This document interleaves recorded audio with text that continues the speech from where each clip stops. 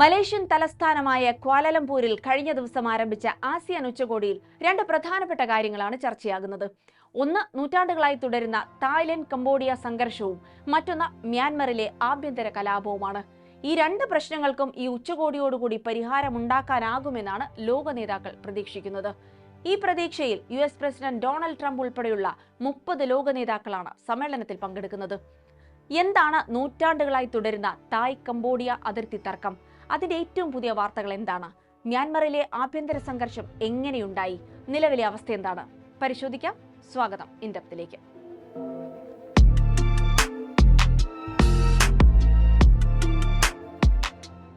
ആദ്യമായി എന്താണ് Thailand Cambodia സംഘർഷമെന്ന് പരിശോധിക്കാം. തുടക്കത്തിൽ പറഞ്ഞതുപോലെ തായ്ലൻഡും കംബോഡിയയും തമ്മിലുള്ള തർക്കങ്ങൾക്ക് നൂറ്റാണ്ടുകളുടെ പഴക്കമുണ്ട്. കൊളോണിയൽ കാലഘട്ടത്തിലുണ്ടാക്കിയ രേഖകളുടെ പേരിലും ചില ദേശീയ വികാരങ്ങളുടെ പേരിലുമാണ് ഇരു രാജ്യങ്ങളും തമ്മിൽ നൂറ്റാണ്ടിലേറെ കാലമായി തർക്കം തുടരുന്നത്. നൂറ്റാണ്ടുകൾക്ക് മുൻപ് ഖൈമർ സാമ്രാജ്യത്തിന്റെ ഭാഗമായിരുന്നു ഈ രണ്ട് രാജ്യങ്ങളും ഉൾപ്പെടുന്ന ഭൂപ്രദേശം. അന്ന് ഇരു രാജ്യങ്ങളും ഒന്നായിരുന്നു. പിന്നീട് ഖൈമർ സാമ്രാജ്യം ക്ഷയിച്ചതോടെയാണ് തായ്ലൻഡ് എന്ന രാജ്യം രൂപപ്പെടുന്നത്. 1900-ൽ കൊളോണിയൽ കാലഘട്ടത്തിൽ ഇരു രാജ്യങ്ങളെയും വേർതിരിച്ച് ഒരു ജലാശയത്തെ അടിസ്ഥാനപ്പെടുത്തി ഫ്രാൻസ് ഒരു അതിർത്തി രേഖയുണ്ടാക്കി. ഫ്രാൻസ് ഉണ്ടാക്കിയ ഈ അതിർത്തിയാണ് ഒരു നൂറ്റാണ്ടിലേറെ കാലമായി ഇരു രാജ്യങ്ങളും തമ്മിൽ തുടരുന്ന സംഘർഷത്തിന്റെ മൂല കാരണം. ഫ്രാൻസ് ഉണ്ടാക്കിയ അതിർത്തി രേഖയിൽ ഇരു രാജ്യങ്ങളും വളരെ പവിത്രമായി കണ്ട പ്രീ വിഹാർ ക്ഷേത്രം കംബോഡിയയുടെ ഭാഗത്തായിരുന്നു. ഖൈമർ സാമ്രാജ്യകാലം തൊട്ട് പവിത്രമായി കരുതിയിരുന്ന ക്ഷേത്രമായിരുന്നു ഇത്. അതിനാൽ തന്നെ പ്രസ്തുത അതിർത്തി തായ്ലൻഡിന് അംഗീകരിക്കാൻ കഴിയുന്നതായിരുന്നില്ല. തായ്ലൻഡ് ഈ അതിർത്തിയെ എതിർത്തു. ഇതിന്റെ പേരിൽ സൈനികപരവും അല്ലാത്തതുമായ നിരവധി തർക്കങ്ങൾ പ്രദേശത്ത് ഉടലെടുത്തു. കൊളോണിയൽ കാലത്ത് തുടങ്ങിയ തർക്കം കോളനി വാഴ്ച അവസാനിച്ചതിന് ശേഷവും തുടർന്നു. ഒടുവിൽ 1962-ൽ കംബോഡിയ ഈ തർക്കം ഇന്റർനാഷണൽ കോർട്ട് ഓഫ് ജസ്റ്റിസിലെത്തിച്ചു. ICJ ഈ ക്ഷേത്രത്തിന്റെ പൂർണ്ണ അവകാശം കംബോഡിയയ്ക്കാണെന്ന് വിധി കൽപ്പിക്കുകയും ചെയ്തു. പ്രദേശത്ത് നിന്ന് തായ്ലൻഡിന്റെ സൈന്യത്തെ പിൻവലിക്കാനും ഉത്തരവിട്ടു.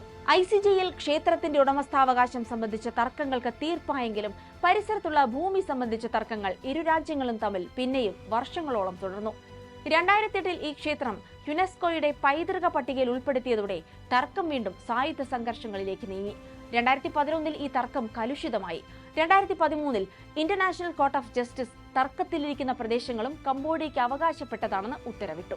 പ്രീ വിഹാർ ക്ഷേത്രം സംബന്ധിച്ചും സമീപത്തെ ഭൂമി സംബന്ധിച്ചുമുള്ള തർക്കങ്ങൾക്ക് അന്താരാഷ്ട്ര കോടതിയിൽ നിന്ന് പരിഹാരമുണ്ടായെങ്കിലും വേറെയും ചില ക്ഷേത്രങ്ങളുടെയും ഭൂമികളുടെയും പേരിൽ ഇരു രാജ്യങ്ങളും തമ്മിലുള്ള തർക്കം തുടർന്നുകൊണ്ടിരിക്കുകയാണ്. എല്ലാ കാലത്തും ഇതിന്റെ പേരിൽ ഇരു രാജ്യങ്ങളും തമ്മിൽ സൈനിക സംഘർഷങ്ങൾ ഉണ്ടാവുകയും ചെയ്തിട്ടുണ്ട്. ഈ വർഷവും കംബോഡിയയും തായ്ലൻഡും തമ്മിൽ ഏറ്റുമുട്ടലുണ്ടായി. ഈ വർഷം ജൂലൈയിൽ 5 ദിവസം നീണ്ടുനിന്ന അതിർത്തി സംഘർഷങ്ങളിൽ ഇരുഭാഗത്തെയും 40-ലേറെ പേർക്ക് ജീവൻ നഷ്ടമായി. ലക്ഷക്കണക്കിന് മനുഷ്യർക്ക് അതിർത്തി പ്രദേശങ്ങളിൽ നിന്ന് കുടിയൊഴിഞ്ഞു പോകേണ്ട സാഹചര്യവുമുണ്ടായി. ജൂലൈ 29-ന് US, ചൈന, മലേഷ്യ എന്നീ രാജ്യങ്ങളുടെ മധ്യസ്ഥതയിൽ വെടിനിർത്തൽ നിലവിൽ വന്നെങ്കിലും തർക്കങ്ങൾക്ക് പരിഹാരമായിട്ടില്ല. അതിർത്തി മേഖലകളിൽ കംബോഡിയ വ്യാപകമായി കുഴിബോംബുകൾ സ്ഥാപിച്ചിട്ടുണ്ടെന്നും ഇതിൽ നിന്നും തങ്ങളുടെ നിരവധി സൈനികർക്ക് പരിക്കേറ്റിട്ടുണ്ടെന്നും തായ്ലൻഡ് പറയുന്നു. എന്നാൽ കംബോഡിയ ഇത് നിഷേധിച്ചു. പതിറ്റാണ്ടുകൾ നീണ്ട സംഘർഷങ്ങൾക്കിടയിൽ തായ്ലൻഡ് തന്നെ സ്ഥാപിച്ച കുഴിബോംബുകളാണ് അവയെന്നും ലോകത്തെ തന്നെ ഏറ്റവും കൂടുതൽ കുഴിബോംബുകൾ സ്ഥാപിക്കപ്പെട്ട രാജ്യമായി തായ്ലൻഡ് തങ്ങളെ മാറ്റിയെന്നും കംബോഡിയയും കുറ്റപ്പെടുത്തുന്നു. ആസിയാൻ ഉച്ചകോടിയിലൂടെ സമാധാനം പുനഃസ്ഥാപിക്കണമെന്ന് കരുതപ്പെടുന്ന മറ്റൊരു രാജ്യമാണ് മ്യാൻമർ. മ്യാൻമറിലെ ആഭ്യന്തര കലാപങ്ങളാണ് ആ രാജ്യത്തിന്റെ ഉറക്കം കെടുത്തുന്നത്.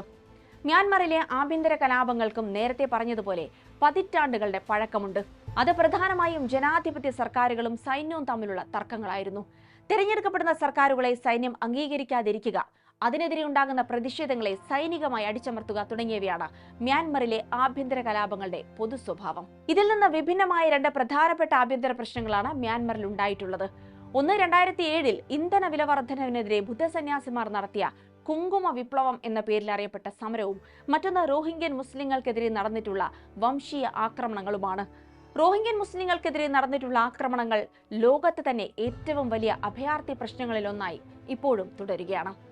മ്യാൻമറിലെ ഏറ്റവും പുതിയ സംഘർഷങ്ങളിലേക്ക് നയിച്ചത് സമാധാനത്തിനുള്ള നൊബേൽ സമ്മാനം നേടിയ ആങ് സാൻ സൂക്കിയുടെ തിരഞ്ഞെടുക്കപ്പെട്ട സർക്കാരിനെ സൈന്യം അട്ടിമറിച്ചതാണ്. 2021-ലാണ് ആങ് സാൻ സൂക്കിയുടെ നേതൃത്വത്തിലുള്ള സർക്കാരിനെ അട്ടിമറിച്ച് സൈന്യം അധികാരം പിടിച്ചെടുത്തത്. പിന്നീട് ഇതുവരെ തെരഞ്ഞെടുപ്പ് നടത്താൻ സൈന്യം തയ്യാറായിട്ടില്ല. ജനാധിപത്യ സർക്കാരുകളെ ഒരു കാലത്തും അംഗീകരിക്കാത്തതാണ് മ്യാൻമറിലെ സൈന്യത്തിന്റെ ചരിത്രം. മ്യാൻമർ നേരിടുന്ന ഏറ്റവും വലിയ പ്രതിസന്ധിയും ഇതുതന്നെയാണ്. ഏറ്റവും ഒടുവിലെ സൈനിക അട്ടിമറിക്ക് ശേഷം 3.5 ദശലക്ഷത്തിലധികം പേർക്കാണ് മ്യാൻമറിൽ നിന്നും പലായനം ചെയ്യേണ്ടി വന്നിട്ടുള്ളത്. ആയിരക്കണക്കിന് മനുഷ്യർ കൊല്ലപ്പെടുകയും ചെയ്തു.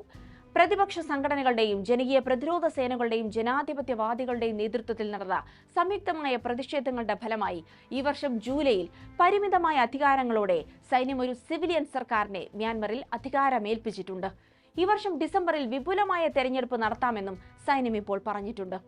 മേൽ പറഞ്ഞിട്ടുള്ള 2 പ്രശ്നങ്ങളുടെ ശാശ്വത പരിഹാരമാണ് കഴിഞ്ഞ ദിവസം തുടങ്ങിയ ആസിയാൻ ഉച്ചകോടി കൊണ്ട് ലക്ഷ്യം വെക്കുന്നത്. ഇതിനായി ട്രംപ് ഉൾപ്പെടെയുള്ള ലോക നേതാക്കൾ മലേഷ്യയിലെത്തുന്നുണ്ട്. തായ്ലൻഡും കംബോഡിയയും തമ്മിലുള്ള ശാശ്വതമായ സമാധാന കരാർ തന്റെ സാന്നിധ്യത്തിൽ ഒപ്പുവെക്കുമെന്ന് ട്രംപ് അവകാശപ്പെടുന്നുമുണ്ട്. സംഘർഷം ഇനിയും തുടർന്നാൽ ഇരു രാജ്യങ്ങൾക്കുമേൽ യുഎസിന്റെ തീരുവ യുദ്ധം ആരംഭിക്കുമെന്ന് ട്രംപ് നേരത്തെ ഭീഷണി മുഴക്കുകയും ചെയ്തിരുന്നു. ട്രംപിന്റെ മധ്യസ്ഥതയിൽ ഇരു രാജ്യങ്ങളും തമ്മിലുള്ള നൂറ്റാണ്ടുകൾ പഴക്കമുള്ള തർക്കത്തിന് പരിഹാരമാകുമെന്നാണ് ആസിയാൻ രാജ്യങ്ങളുടെ അധ്യക്ഷ സ്ഥാനം ഇത്തവണ വഹിക്കുന്ന മലേഷ്യയും പ്രതീക്ഷിക്കുന്നത്. ഈ ഉച്ചകോടിയിൽ അത്തരമൊരു കരാർ സാധ്യമാകുകയാണെങ്കിൽ അത് ക്വാലലംപൂർ കരാർ എന്ന പേരിൽ അറിയപ്പെടുകയും ചെയ്യും. മ്യാൻമറിൽ തെരഞ്ഞെടുപ്പ് നടത്തുന്നതിനേക്കാൾ പ്രധാനമായി രാജ്യത്തിനകത്തെ സംഘർഷങ്ങൾ അവസാനിപ്പിക്കാനാണ് ആസിയാനും ചർച്ച നടത്തുന്ന ലോക നേതാക്കളും ശ്രമിക്കുന്നത്. സൈന്യം ഇപ്പോൾ പ്രഖ്യാപിച്ചിരിക്കുന്ന താൽക്കാലിക സർക്കാരും ഇനി പ്രഖ്യാപിച്ചിരിക്കുന്ന തെരഞ്ഞെടുപ്പിലൂടെ അധികാരത്തിൽ വരുന്ന സർക്കാരുമെല്ലാം സൈന്യത്തിന്റെ നിയന്ത്രണത്തിൽ മാത്രം പ്രവർത്തിക്കേണ്ടി വരുന്ന അവസ്ഥ തന്നെയാണ് നിലവിൽ മ്യാൻമറിലുള്ളത്. ഇതിനൊരു പരിഹാരമുണ്ടാകണമെങ്കിൽ ഭരണഘടനാ തലത്തിൽ തന്നെ മാറ്റങ്ങൾ വരുത്തേണ്ടതുണ്ടെന്നും ആസിയാൻ നേതാക്കൾ കരുതുന്നു. അതിനാൽ ആദ്യം സംഘർഷങ്ങൾ അവസാനിപ്പിച്ചതിന് ശേഷം അത്തരം കാര്യങ്ങളിലേക്ക് കടക്കാമെന്നാണ് ലോക നേതാക്കൾ കരുതുന്നത്. എങ്കിലും ഡിസംബറിൽ മ്യാൻമറിൽ തെരഞ്ഞെടുപ്പ് നടക്കുകയാണെങ്കിൽ അതിൽ ആസിയാൻ രാജ്യങ്ങളുടെ ഒരു പ്രതിനിധിയെ നിരീക്ഷകനായി നിയോഗിക്കണമെന്നും നിർദ്ദേശമുണ്ട്. മ്യാൻമറിലേക്ക് കൂടുതൽ സഹായങ്ങൾ എത്തിക്കുന്നതിനുള്ള പദ്ധതികളും ഈ ഉച്ചകോടിയിൽ ചർച്ച ചെയ്യപ്പെടും.